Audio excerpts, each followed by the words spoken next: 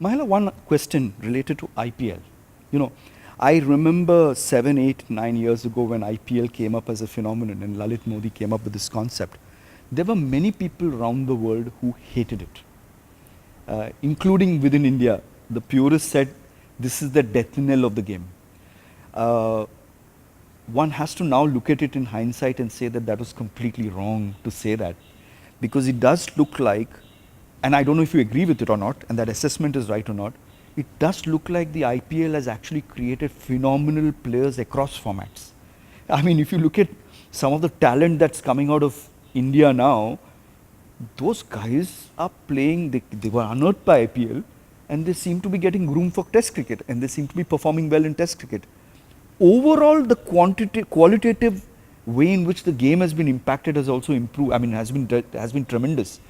Batsmen have improved, fielders have improved. The kind of energy an Indian team has in the field today, one has to somewhere credit the IPL. I mean, my question really is related to Sri Lanka cricket. It's not really an eulogy of IPL.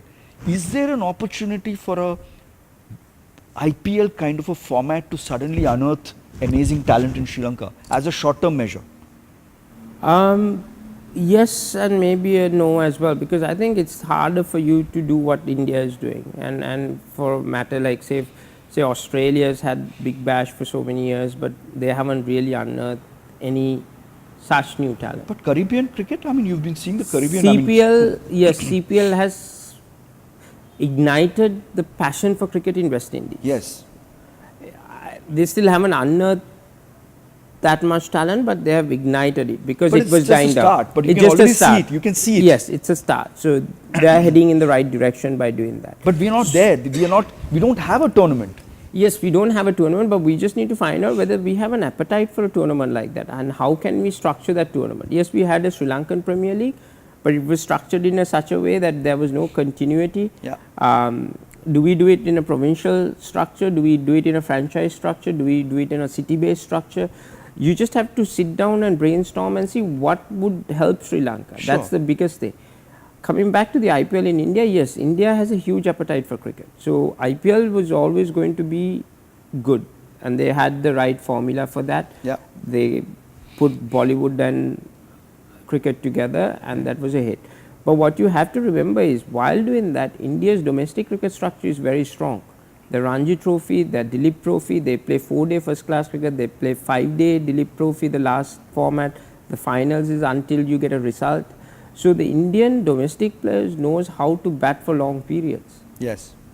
And it has been there for the last 40 years. Yeah. So now you see the difference. So they've got a test structure in place, and they've created a white ball structure to complement that, which is IPL. We'll produce all the one-day cricketers and the T20 cricketers. Yeah. Right?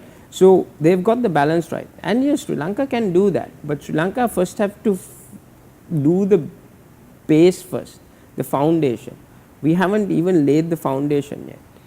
Let's do the foundation first, and then think how best can we complement that with a tournament that is going to provide our younger cricketers a platform to perform and learn. I mean, what the Indian boys have learned is from all the other international cricketers. Yes. But the thing is, now Sri Lanka is so far behind, I don't think there's a window for Sri Lanka to play a league. It will be very hard, because there are 7 leagues happening around the world in a calendar year. Yes. And to find a really good window where you can actually attract overseas players to come and play, because that is even the calendar is closing. It is closing. And if you don't get the quality overseas players to come and play, none of our younger guys will learn anything from that. Sure. They need to get exposed to that. Yes. So that is very important. So how do we find that balance, or do we compromise by doing something different altogether? So those are things that you need to see, but that has to be done after we set up a foundation. Right now we don't have a foundation.